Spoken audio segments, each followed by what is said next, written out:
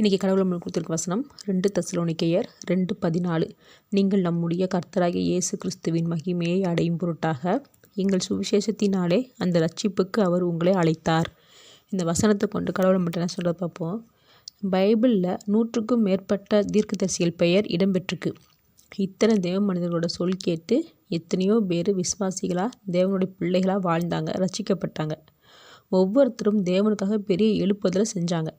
இப்படி எழுப்புதல் அதிகரித்ததுக்கு காரணம் தீர்க்கதரிசியோட ஊழியக்காரங்களோட வார்த்தைக்கு மனிதர்கள் அந்த காலத்தில் செவி கொடுத்தாங்க. இப்போ எத்தனை பேர் தேவ மனிதர்களோட வார்த்தைக்கு செவி கொடுக்குறோம்?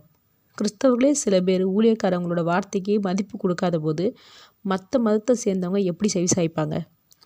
தேவன் அவருடைய வார்த்தையை தெரியப்படுத்துறதுக்கு தான் தேவ மனிதர்களை தேர்ந்தெடுத்தார். அப்போது ஊழியக்காரங்களோட வார்த்தையை மதிக்காமல் நடத்தும்போது தேவனுடைய வார்த்தையை மதிக்காமல் இருக்கோம்னு அர்த்தம்.